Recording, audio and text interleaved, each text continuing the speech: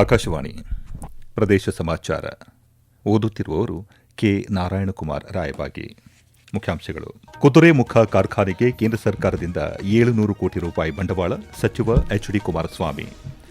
ರಣ ಸಂವಾದ್ ವಿಚಾರ ಸಂಕಿರಣದಿಂದ ಬಹುವಲಯ ಕಾರ್ಯಾಚರಣೆ ಕುರಿತ ಕ್ಷೇತ್ರ ಮಟ್ಟದ ಉಪಯುಕ್ತ ಮಾಹಿತಿ ಲಭ್ಯ, ರಕ್ಷಣಾ ಸಿಬ್ಬಂದಿ ಮುಖ್ಯಸ್ಥ ಅನಿಲ್ ಚೌಹಾಣ್. ದೇಶದ ಧರ್ಮ ಸಂಸ್ಕೃತಿ ಬಲಪಡಿಸಲು ಸಂಘಟಿತ ಪ್ರಯತ್ನ ಅಗತ್ಯ, ರಾಜ್ಯಪಾಲ ಥಾವರ್ಚಂದ್ ಗೆಹ್ಲೋಟ್. ಅಡುಗೆ ಅನಿಲ ಸಿಲಿಂಡರ್ ದಾಸ್ತಾನು ಲಭ್ಯತೆ ಮತ್ತು ವಿತರಣೆ ಕುರಿತಂತೆ ಸಚಿವ ಕೆಎಚ್ ಮುನಿಯಪ್ಪ ಅವರಿಂದ ಬೆಂಗಳೂರಿನಲ್ಲಿ ಮಾಹಿತಿ. IPL T20 cricket, Rajasthan Royals ಎದುರಿಸಲು ರಾಯಲ್ ಚಾಲೆಂಜರ್ಸ್ ಬೆಂಗಳೂರು ಸಜ್ಜು. ಕುದುರೆಮುಖ ಕಾರ್ಖಾನೆಗೆ ಕೇಂದ್ರ ಸರ್ಕಾರದಿಂದ 700 ಕೋಟಿ ರೂಪಾಯಿ ಬಂಡವಾಳವನ್ನು ನೀಡಲಾಗುತ್ತಿದೆ ಎಂದು ಬೃಹತ್ ಕೈಗಾರಿಕೆ ಮತ್ತು ಉಕ್ಕು ಸಚಿವ ಎಚ್ಡಿ ಕುಮಾರಸ್ವಾಮಿ ತಿಳಿಸಿದ್ದಾರೆ. ಅವರು ಮೈಸೂರಿನಲ್ಲಿ ಇಂದು ಮಾಧ್ಯಮದೊಂದಿಗೆ ಮಾತನಾಡಿ, ಒಂದು ಕಾಲದಲ್ಲಿ ತುಂಬಾ ಲಾಭದಾಯಕವಾಗಿ ನಡೆಯುತ್ತಿದ್ದ ಈ ಉದ್ದಿಮೆ ರಾಜ್ಯ ಸರ್ಕಾರಕ್ಕೆ ದೊಡ್ಡ ಮಟ್ಟದ ತೆರಿಗೆ ನೀಡುತ್ತಿತ್ತು ಎಂದರು. ವಿಶ್ವೇಶ್ವರಯ್ಯ ಉಕ್ಕು ಸ್ಥಾವರಕ್ಕೆ 5,000 ಕೋಟಿ ರೂಪಾಯಿ ಬಿಡುಗಡೆ ಮಾಡಿ ಪ್ರಾರಂಭ ಮಾಡಲಾಗುತ್ತಿದೆ. ಎಚ್ಎಂಟಿಯನ್ನು ಬೆಂಗಳೂರು, ಕೇರಳ, ಹೈದರಾಬಾದ್, ಉತ್ತರ ಪ್ರದೇಶ ಎಲ್ಲದರಲ್ಲೂ ಪ್ರಾರಂಭ ಮಾಡಲಾಗುವುದು ಎಂದು ಸಚಿವ ಕುಮಾರಸ್ವಾಮಿ ಹೇಳಿದರು. ಮಂಡ್ಯ ಕಾರ್ಖಾನೆಗೆ ಬಜೆಟ್ನಲ್ಲಿ 100 ಕೋಟಿ ರೂಪಾಯಿ ಬಿಡುಗಡೆಯಾಗಿದ್ದು, ಈ ಬಗ್ಗೆ ಕೈಗಾರಿಕೆ ಸಚಿವ ಎಂಬಿ ಪಾಟೀಲ್ ಅವರ ಜೊತೆ ಕರೆ ಮಾಡಿ ಮಾಹಿತಿ ಕಲೆ ಹಾಕಲಾಗಿದೆ. ಇದೇ 13ರಂದು ಈ ವಿಷಯಕ್ಕೆ ಸಂಬಂಧಿಸಿದಂತೆ ರಾಜ್ಯದಲ್ಲಿ ಕೈಗಾರಿಕೆ ಸ್ಥಾಪನೆ ಮಾಡುವ ನಿಟ್ಟಿನಲ್ಲಿ ಸಭೆ ಕರೆಯಲು ತೀರ್ಮಾನ ಮಾಡಲಾಗಿದೆ ಎಂದರು. ನಂತರ ಸಚಿವ ಕುಮಾರಸ್ವಾಮಿಯವರು ಮೈಸೂರು ಜಿಲ್ಲಾ ಪಂಚಾಯತ್ ಸಭಾಂಗಣದಲ್ಲಿ ದಿಶಾ ಸಭೆ ನಡೆಸಿ ವಿವಿಧ ಅಭಿವೃದ್ಧಿ ಕಾರ್ಯಗಳ ಕುರಿತು ಸಂಬಂಧಪಟ್ಟ ಇಲಾಖೆಗಳ ಹಿರಿಯ ಅಧಿಕಾರಿಗಳಿಂದ ಮಾಹಿತಿ ಪಡೆದುಕೊಂಡರು. ದಿಶಾ ಸಭೆಯಲ್ಲಿ ಅಧಿಕಾರಿಗಳ ಜೊತೆ ಮೈಸೂರಿನ ಪ್ರಮುಖ ಕೇಂದ್ರ ಸರ್ಕಾರಿ ಅಭಿವೃದ್ಧಿ ಕಾರ್ಯಕ್ರಮಗಳಾದ ಫ್ಲೈಓವರ್, ಮೈಸೂರು ವಿಮಾನ ನಿಲ್ದಾಣ ವಿಸ್ತರಣೆ ಹಾಗೂ ವಿವಿಧ ಕೈಗಾರಿಕಾ ಅಭಿವೃದ್ಧಿ ಯೋಜನೆಗಳ ಬಗ್ಗೆ ಮಾಹಿತಿ ಕಲೆ ಹಾಕಿದರು.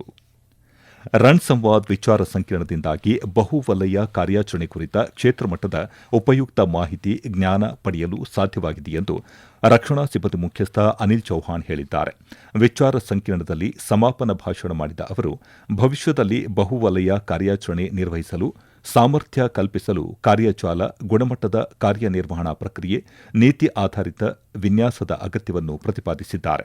ನಂತರ ಸುದ್ದಿಗಾರರೊಂದಿಗೆ ಮಾತನಾಡಿದ ರಕ್ಷಣಾ ಸಿಬ್ಬಂದಿ ಮುಖ್ಯಸ್ಥ ಅನಿಲ್ ಚೌಹಾಣ್, ಥಿಯೇಟರ್ ಕಮಾಂಡ್ ಪರಿಕಲ್ಪನೆ ಬಗ್ಗೆ 3 ಸೇವೆಗಳಲ್ಲಿ ಸಹಮತ ಇದೆ ಎಂದು ಅವರು ಹೇಳಿದರು. ರಕ್ಷಣಾ ಕ್ಷೇತ್ರದಲ್ಲಿ ಮೇಕ್ ಇನ್ ಇಂಡಿಯಾ ಉಪಕ್ರಮಗಳನ್ನು ಅವರು ಸ್ವಾಗತಿಸಿದರು. ಪ್ರಪಂಚದಾದ್ಯಂತ ಅನೇಕ ರಾಷ್ಟಗಳು ಆಧ್ಯಾತ್ಮಿಕ ಮತ್ತು ಮಾನಸಿಕ ಯೋಗಕ್ಷೇಮಕ್ಕಾಗಿ ಭಾರತದತ್ತ ನೋಡುತ್ತಿವೆ ಎಂದು ರಾಜ್ಯಪಾಲ ಥಾವರ್ಚಂದ್ ಗೆಹ್ಲೋಟ್ ಹೇಳಿದ್ದಾರೆ. ಅವರು ದಕ್ಷಿಣ ಕನ್ನಡ ಜಿಲ್ಲೆಯಲ್ಲಿ ಇಂದು ಹನುಮಾನ್ಗಿರಿ ದೇವಸ್ಥಾನದ ಗೋಪುರ ಮತ್ತು ಮಂಟಪ ಉದ್ಘಾಟನೆ ಕಾರ್ಯಕ್ರಮದಲ್ಲಿ ಮಾತನಾಡಿ, ಭಾರತೀಯ ಸಂಸ್ಕೃತಿ ಯಾವಾಗಲೂ ವಿಶ್ವ ಸಹೋದರತ್ವ, ವಿಶ್ವ ಕಲ್ಯಾಣ, ಶಾಂತಿ, ಸಮಾನತೆ ಮತ್ತು ಸಾಮರಸ್ಯವನ್ನು ಪ್ರೇರೇಪಿಸುತ್ತದೆ ಎಂದರು. ದೇಶದ ಧರ್ಮ ಮತ್ತು ಸಂಸ್ಕೃತಿಯನ್ನು ಮತ್ತಷ್ಟು ಬಲಪಡಿಸಲು ಹಾಗೂ ಸಂಘಟಿತ ಪ್ರಯತ್ನಗಳ ಮೂಲಕ ಲೋಕೋಪಕಾರಿ ಕೆಲಸಗಳಲ್ಲಿ ತೊಡಗಿಸಿಕೊಳ್ಳಬೇಕು ಎಂದು ರಾಜ್ಯಪಾಲರು ಕರೆ ನೀಡಿದರು. ಸಮಾರಂಭದಲ್ಲಿ ರಾಮಚಂದ್ರಾಪುರ ಮಠದ ರಾಘವೇಶ್ವರ ಭಾರತಿ ಸ್ವಾಮೀಜಿ, ಸಂಸದ ಕ್ಯಾಪ್ಟನ್ ಬ್ರಿಜೇಶ್ ಚೌಟ ಸೇರಿದಂತೆ ಹಲವು ಗಣ್ಯರು ಉಪಸ್ಥಿತರಿದ್ದರು. ಕಲಬುರಗಿ ನಗರದಲ್ಲಿ 11 ಕೋಟಿ 86 ಲಕ್ಷ ರೂಪಾಯಿ ವೆಚ್ಚದಲ್ಲಿ ನಿರ್ಮಿಸಲಾಗಿರುವ ಮೆಟ್ರಿಕ್ ನಂತರದ ಡಾ ಬಿಆರ್ ಅಂಬೇಡ್ಕರ್ ಬಾಲಕ ಹಾಗೂ ಬಾಲಕಿಯರ ಹಾಸ್ಟೆಲ್ ಅನ್ನು ಗ್ರಾಮೀಣಾಭಿವೃದ್ಧಿ ಹಾಗೂ ಪಂಚಾಯತ್ ರಾಜ್ ಮತ್ತು ಜಿಲ್ಲಾ ಉಸ್ತುವಾರಿ ಸಚಿವ ಪ್ರಿಯಾಂಕ್ ಖರ್ಗೆ ಇಂದು ಲೋಕಾರ್ಪಣೆ ಮಾಡಿದರು. ತಲಾ 100 ವಿದ್ಯಾರ್ಥಿ ಹಾಗೂ ವಿದ್ಯಾರ್ಥಿನಿಯರಿಗೆ ವಸತಿ ಸೌಲಭ್ಯ ಕಲ್ಪಿಸುವ ಹಾಸ್ಟೆಲ್ ಅನ್ನು ಲೋಕೋಪಯೋಗಿ ಇಲಾಖೆ ನಿರ್ಮಾಣ ಮಾಡಿದೆ. ಒಟ್ಟಾರೆ 1 ಎಕರೆ ಪ್ರದೇಶದಲ್ಲಿ ನಿರ್ಮಾಣ ಮಾಡಲಾಗಿರುವ ಬಾಲಕರ ಹಾಸ್ಟೆಲ್ಗೆ 5 ಕೋಟಿ 36 ಲಕ್ಷ ರೂಪಾಯಿ ಹಾಗೂ ಬಾಲಕಿಯರ ಹಾಸ್ಟೆಲ್ಗೆ 6.5 ಕೋಟಿ ರೂಪಾಯಿ ವೆಚ್ಚ ಮಾಡಲಾಗಿದೆ. ಪ್ರತ್ಯೇಕ ಕೊಠಡಿಗಳು, ಸ್ನಾನದ ಕೋಣೆಗಳು, ಶೌಚಾಲಯ, ಡೈನಿಂಗ್ ಹಾಲ್, ಚಿಕ್ಕದಾದ ಆರೋಗ್ಯ ಕೇಂದ್ರ ಸೇರಿದಂತೆ ಹಲವಾರು ಸೌಲಭ್ಯಗಳನ್ನು ಈ ಹಾಸ್ಟೆಲ್ಗಳು ಹೊಂದಿವೆ. ಪ್ರದೇಶ ಸಮಾಚಾರ ಕೇಳುತ್ತಿದ್ದೀರಿ. ನಮ್ಮ ಎಲ್ಲಾ ರಾಷ್ಟ್ರೀಯ ವಾರ್ತೆಗಳು ಹಾಗೂ ಪ್ರದೇಶ ಸಮಾಚಾರ ಈಗ ಆಕಾಶವಾಣಿ ನ್ಯೂಸ್ ಕನ್ನಡ ಯೂಟ್ಯೂಬ್ ಚಾನೆಲ್ನಲ್ಲಿ ಲಭ್ಯ. ನಮ್ಮ ಎಕ್ಸ್ ಖಾತೆ ಮತ್ತು ಇನ್ಸ್ಟಾಗ್ರಾಂ ಖಾತೆ ಆಕಾಶವಾಣಿ ನ್ಯೂಸ್ ಕನ್ನಡ. ಹೆಚ್ಚಿನ ಮಾಹಿತಿಗಾಗಿ ನಮ್ಮ ಫೇಸ್ಬುಕ್ ಖಾತೆ ಆಕಾಶವಾಣಿ ವಾರ್ತೆ ಕನ್ನಡವನ್ನು ಅನುಸರಿಸಿ. ಮಾಹಿತಿಯ ಹೂರಣ ವಾರದ ಕಾರ್ಯಕ್ರಮ ಪ್ರಚಲಿತ ವಿದ್ಯಮಾನ ಪ್ರತಿ ಬುಧವಾರ 9:15.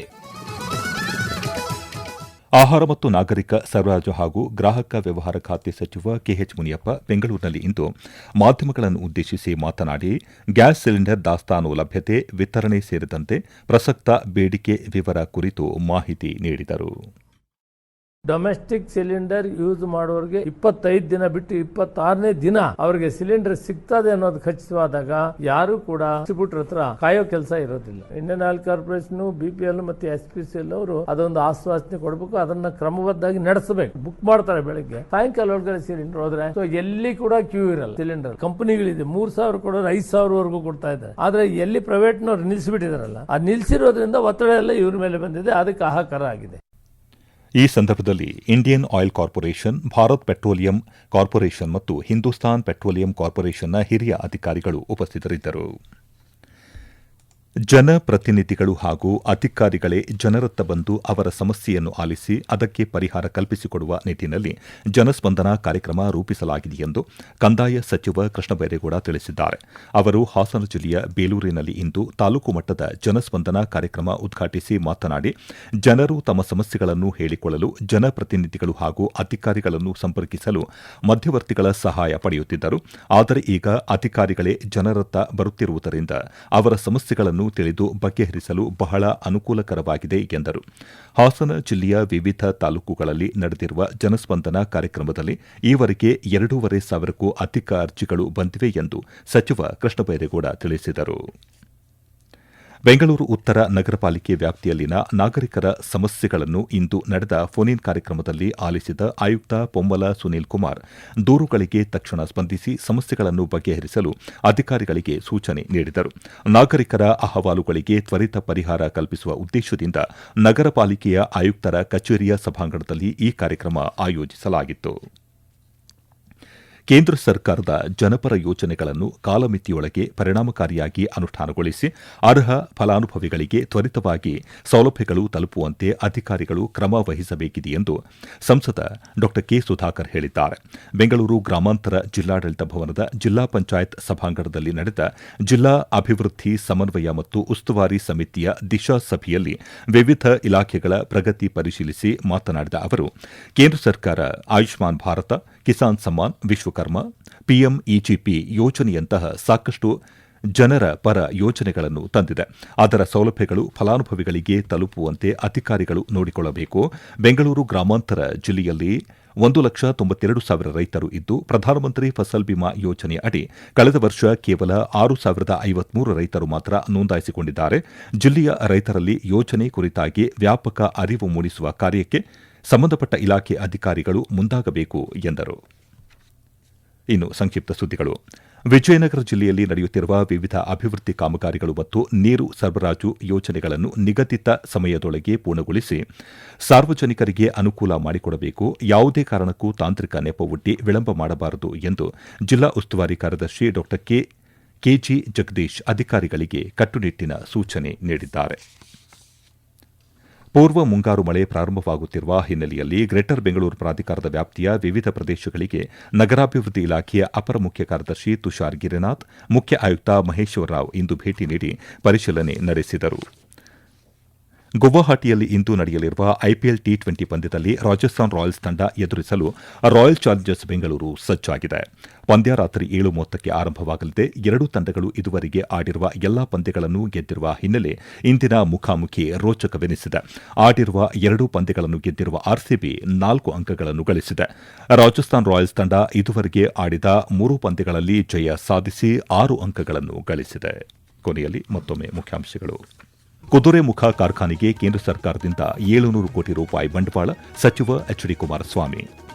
ರನ್ ಸಂವಾದ್ ವಿಚಾರ ಸಂಕಿರಣದಿಂದ ಬಹುವಲಯ ಕಾರ್ಯಾಚರಣೆ ಕುರಿತ ಕ್ಷೇತ್ರ ಮಟ್ಟದ ಉಪಯುಕ್ತ ಮಾಹಿತಿ ಲಭ್ಯ, ರಕ್ಷಣಾ ಸಿಬ್ಬಂದಿ ಮುಖ್ಯಸ್ಥ ಅನಿಲ್ ಚೌಹಾಣ್.